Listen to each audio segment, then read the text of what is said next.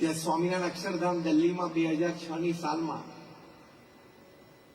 અમારી general visitors book હોય, એમાં રાત્રે અમારા સ્વયંસેવકો ચેક કરતા હોય તો એક વ્યક્તિએ પોતાની વાત લખેલી. એને લખ્યું कि मैं हरियाणा के एक छोटे से गांव में से आता हूं. मैं गरीब हूं. मेरा व्यवसाय ये है कि मैं घर घर जाके दूध बांटता हूं. अपने गामडाમાં પેલું મિલ્કમેન આવે ને, લૂઝ મિલ્ક લઈને ઘરે ઘરે આપવા માટે આવે. तो हमारे गांव में कोई 70-80 घर है, हम 3 दूध वाले हैं.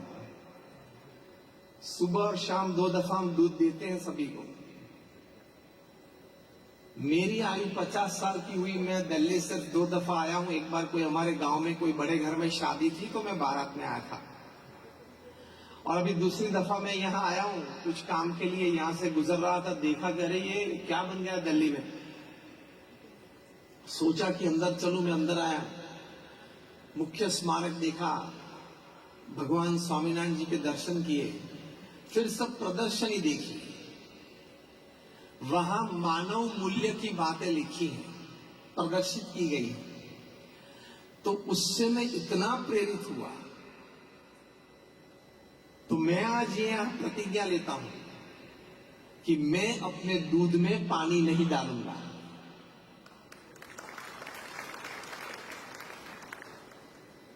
જ્યારે નીલ આર્મસ્ટ્રોંગે પહેલો પગ ચંદ્ર ઉપર મૂક્યો ત્યારે ન્યુયોર્ક ટાઈમ્સે ટાઇટલ લખેલું કે a small step by a man but a giant leap for mankind. એમાં દિલ્હીમાં અક્ષરધામમાં 2006ની સાલમાં એક વ્યક્તિએ દૂધમાં પાણી નહીં નાખવાનો નિયમ લીધો. જે વાત આપણે કરી રહ્યા છીએ નીતિમત્તા અને પ્રામાણિકતાના પાઠ વ્યવસાયમાં, ધંધામાં. So that is a small step by a man on that day. 17 years hence, 10,000 miles away, we remember him, giant leap for mankind. કારણ કે આપણને બધાને એમાંથી પ્રેરણા મળી. આવી તો હજારો વાતો અમારે ત્યાં અક્ષરધામમાં બની છે. આપણે પણ એ ડિગ્નિટી સાથે જીવવાનું કે 90 વર્ષની ઉંમરે પણ કોઈ પણ સમાજની વચ્ચે, કોઈ પણ ગ્રુપ કે વર્તુળ કે મિત્રોની વચ્ચે હું મારું શીશ ઉન્નત રીતે રાખીને કોઈ પણની આંખમાં આંખ પરોવીને ઉભો રહી શકું, વાત કરી શકું કે I have not done anything wrong in my life. આ dignity.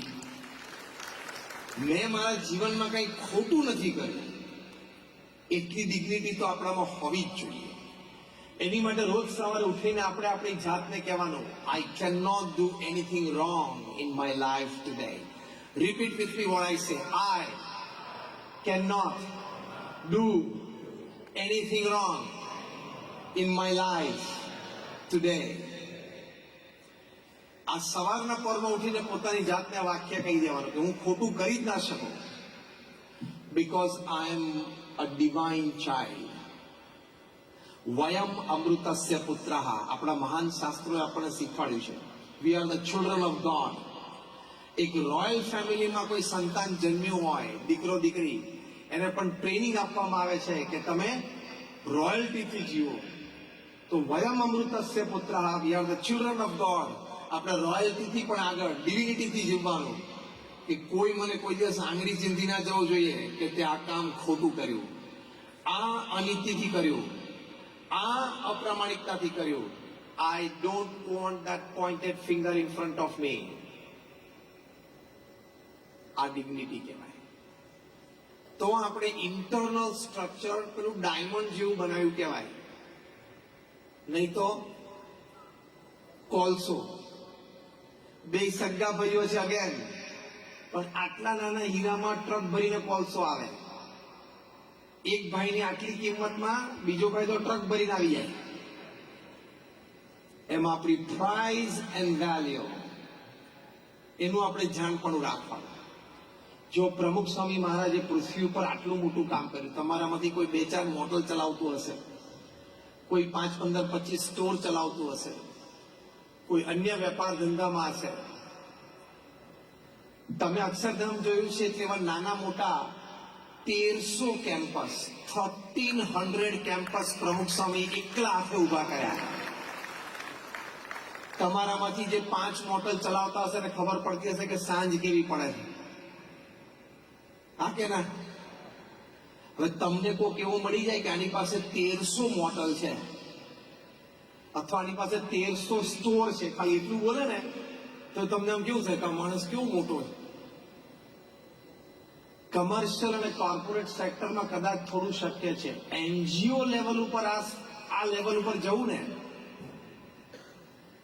1300 hospitals, hostel, schools, colleges, community centre, સંસ્કાર કેન્દ્ર, હરિમંદિર, મંદિર અને અક્ષરધામ પ્રમુખ સ્વામી મહારાજે 45 વર્ષના ગાળામાં ઉભા કર્યા. અમે ત્યાં હૈદરાબાદ ઓલ ઇન્ડિયા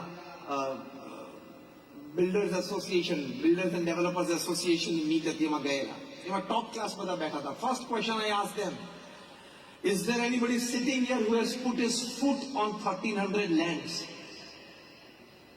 તમારામાંથી કોઈ અહીંયા બેઠું છે જેને 1300 જમીન ઉપર પગ મૂક્યો હોય? આમ કોઈ નહીં. આપણે પગ નથી મૂક્યો. પ્રમુખ સ્વામી મહારાજે 1300 જમીનો ઉપર 1300 પ્રોજેક્ટ પૂરા કર્યા. Hospital, hostel, school, college, Sanskardham, મારી મંદિર, મંદિર ને અક્ષરધામ બધું થઈ ગયું. અને એ પણ 45 જ વર્ષમાં. એનો મતલબ કે દર 15મા દિવસે પ્રમુખ સ્વામી મહારાજે એક સંસ્થા ઊભી કરી સમાજ માટે, એવરી 15th ડે. હવે ઘરમાં નળ લીક થતો હોય તો પ્લમ્બર કેટલા દિવસે આવે છે ચેક કરજો. અને આ 1300 સંસ્થાઓ પણ પોતાની ઉંમર 51 પછી, 51 થી 95માં, 51 to 95માં, એ પછી ઇમ્પોર્ટન્ટ છે. પણ એમના જીવનમાં નીતિમત્તા અને પ્રામાણિકતા કેટલી હતી. એમને કોઈ પૂછ્યું કયો વિચાર તમારા મનમાં હંમેશા રહેશે? એમને કહ્યું જે વિચાર મને ક્યારેય નથી આવ્યો હું કહું. એમણે કહ્યું કે કોઈનું પણ અહિત થાય એવો વિચાર મને જીવનમાં ક્યારેય નથી આવ્યો.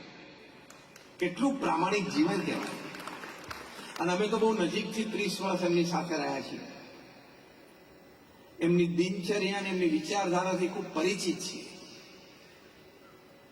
પ્રમુખ સ્વામી મહારાજ 51 વર્ષની ઉંમર પછી દુનિયાના 60 દેશોમાં 18,000 ગામો અને શહેરોમાં જાતે ગયા.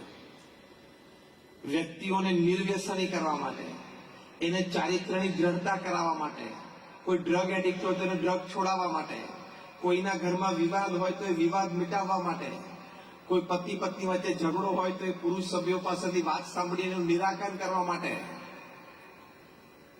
સમાજના સર્વાંગી ઉત્કર્ષ માટે દુનિયાના 60 દેશોમાં 18,000 ગામો અને શહેરોમાં જાતે ગયા. અત્યારે પૃથ્વી ઉપર 8 અબજની વસ્તી છે. એક માણસ મને લાવી આપો જે 18,000 ગામો અને શહેરોમાં ઇન પર્સન જાતે ગયો હોય. સાથે સાથે લોકો એને પત્ર લખતા એવા 7.5 લાખ પત્રોને એમને લેખિત જવાબ આપ્યા.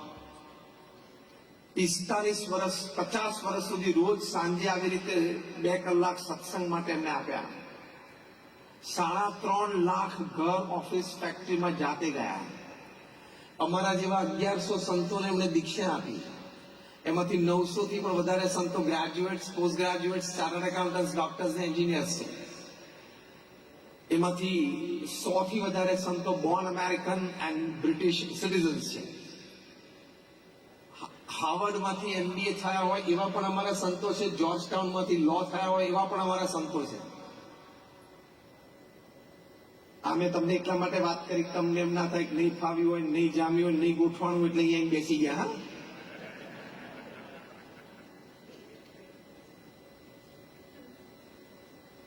તમારામાંથી ઘણા યંગસ્ટર્સ અહીંયા બેઠા છે. 1990 કે 90 પછી જન્મ્યા. આવની ઊંચી કરો તો હાથ ઊંચા કરો. Born in 90 or after 90, raise your hands. ઘણા બધા છે.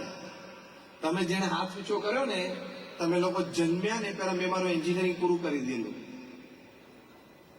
અને એ પણ ગવર્મેન્ટ કોલેજમાંથી, પ્રાઇવેટમાંથી નહીં. 54% કોમ્પ્યુટરમાં એન્જિનિયરિંગ એડમિશન મળી એવું નહીં. 45% એક કમ્પ્યુટર એન્જિનિયરિંગ એડમિશન મળી એવું નહીં. 80,000 નો વોલેન્ટિયર ફોર્સ કરે. આ હું તમને એટલા માટે સ્ટેટિસ્ટિક્સ કહું છું, તમે પણ આ સ્ટેટિસ્ટિક્સ સુધી ક્યાંક પહોંચી શકો છો. ઇન્ટરનલ ડિઝાઇન ચોખ્ખી રાખજો. આ લેવલ સુધી ખાલી બુદ્ધિમત્તા, આવડત, હોશિયારી ને પૈસાથી ના પહોંચાય.